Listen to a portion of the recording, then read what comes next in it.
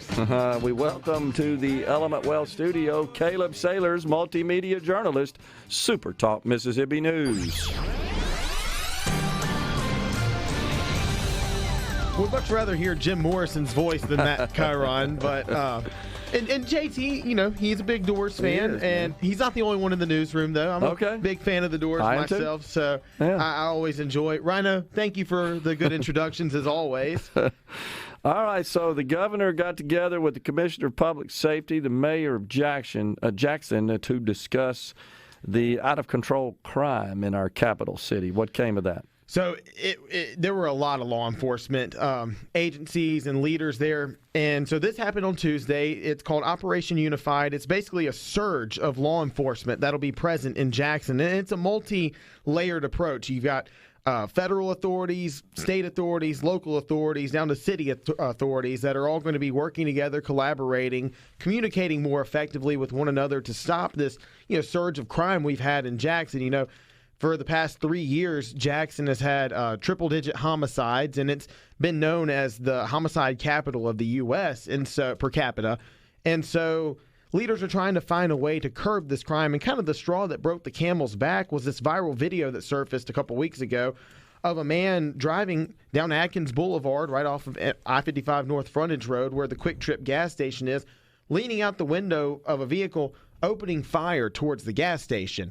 And fortunately, last Friday, we had an arrest. 22-year-old Kylan Russell was arrested for the shooting. Police confiscated multiple weapons. One was a Glock pistol that had been converted to operate like a machine gun. And that was, again, like the breaking point. And so the governor and all the other leaders held the press briefing on Tuesday at the location where that shooting took place. Actually, they held it in the parking lot of the old Cracker Barrel that recently shut down, just to signify, like, we're not going to put up with this anymore in our city. And the governor spoke. Mayor Chokwe Lumumba of Jackson spoke. Jackson Police Chief Joseph Wade spoke.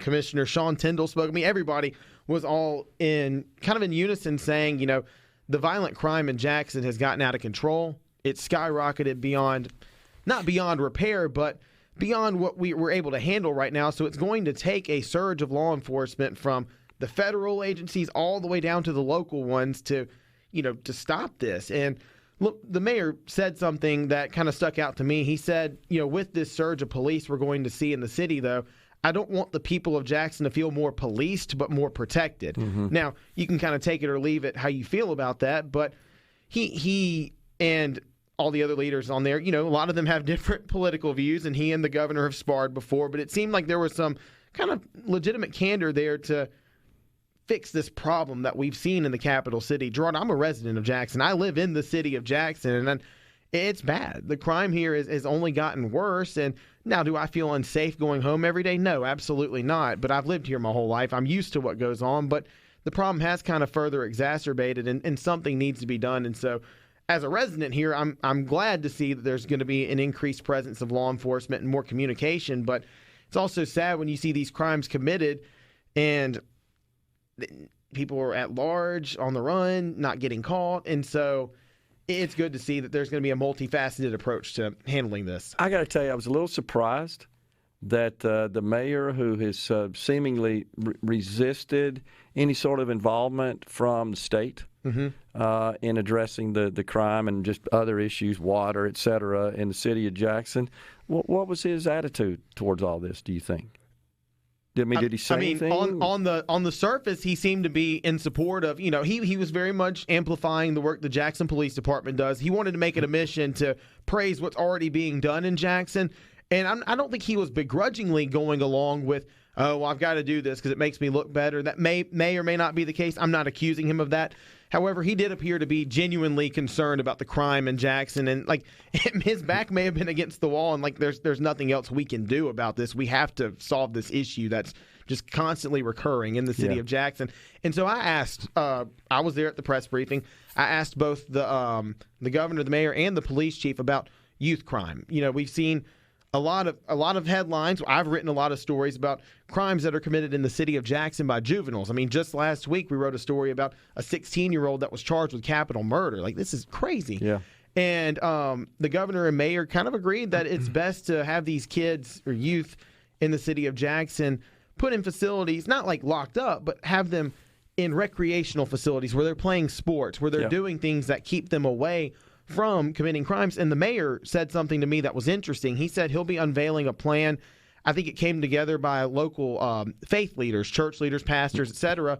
He's going to present an idea to the city council. Details are very sparse. He couldn't get into the minutia of it, but as a way to flood the youth population of Jackson with more positive influences than negative influences. We'll see if that comes to fruition. We'll see what that looks like, but it'll be nice to see kids playing sports and having clubs and activities to go to rather than joining gangs and committing crimes. Well, hopefully. All right, what about the continuing saga that is the name change of MUW? All right, Windbridge State University of Mississippi is the name that the Mississippi University of Women's President Nora Miller and company have submitted to the state legislature for approval. This follows, the W, as it's commonly known, as they recently submitted a name of Mississippi Brightwell University, and that was immediately met with flack. It was like, one, that wasn't a name that you guys proposed at first. That wasn't something we were considering. We don't like this. I mean, I did not see any positive feedback on that name. So I give a lot of respect to the president and her team for saying, okay, we're going to listen to our constituents. We're going to listen to our people. We'll take a step back and propose this new name. Haven't seen the pushback from the new name as I did with Brightwell. That was bad. There was a lot of flack surrounding that. So this new one, though, Windbridge, comes from the Old English word for the letter W. I didn't know that until recently discovering that. And then they wanted the bridge at the end of it to kind of bridge and connect the historic past of the university, tie it together to the present, and lead to the future. A lot of explaining there. Yeah, a lot of explaining, but the legislature will consider that. I don't see any reason for them not to approve it, and so that might be the new name of the W. But they were adamant about keeping the W, keeping the letter. That's what they're coined as, and but the W. Mississippi University for Women could kind of steer away a lot of male applicants from going there, but the university is coeducational. It was made that way by a Supreme Court decision in 1982, and then they implemented male sports in 2017. So I can understand being a baseball player at the W, not wanting to be a male baseball player for the Mississippi University for Women, but a name change would probably make them feel a little more comfortable in that realm. The interesting squatted vehicle legislation, I believe Representative Fred Shanks was on with Mr. Gallo earlier this week discussing this. What about that? What's a squatted vehicle, first of all? What's that? Our friend Representative Fred Shanks stirred up a lot of controversy here, good and bad. But squatted vehicles are those whose front ends are raised 4 or more inches above the back end. So it looks like the vehicle's kind of like on a 45-degree axis, and it's like about to shoot off into space or somewhere, and they're very dangerous. And Fred Shanks, he said that he drove one of these, test drove it in a lot that was empty, and was like, you can't see for a great distance what's underneath you, what's going on. It's not safe. And he's trying to have these outlawed in Mississippi. First of all, North Carolina was the first state to ban these. The vehicles are known as the Carolina Squat. Okay. And he's following their lead. In early January, we had a 6-year-old girl that was killed in her driveway of her Smith County home by one of these vehicles. They pose a lot of danger, and in my opinion, they just look tacky too. Yeah. But you can't legislate tacky looks, but they do pose a safety risk. A lot of experts have agreed there. A lot of manufacturing experts have agreed, and you are altering the way the vehicle is manufactured too, and elevating the suspension and Representative Shanks is like, this is not the best idea to have these on the road. Finally, opening day, college baseball.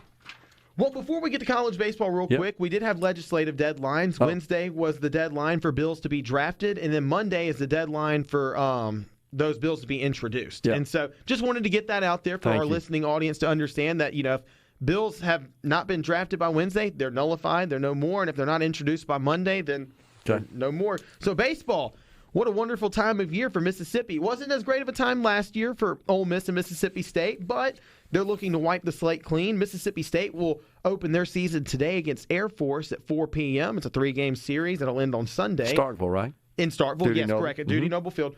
Southern Miss will be at the Pete. They'll open against Marist, which is out of New York, 4 p.m., 3-game series. Ole Miss, on the other hand, traveled to the opposite end of the country to Hawaii. And, guys, get your coffee ready. It's going to be a late first pitch, 10:35 first pitch. And that's the only game that'll be televised of that 4-game series. So if You're ready for baseball. Get ready. And Ole Miss will only have their pinstripes and navy blue uniforms available. That information was made available to me earlier this week. Yeah, I saw that. And they've got a new cream jersey, too, Got a right? cream jersey. I'm not sure when that'll be unveiled, but they will wear it to cream with a navy blue Rebels across the chest. Gotcha. All right. Caleb Sailors, everyone, giving us an update there.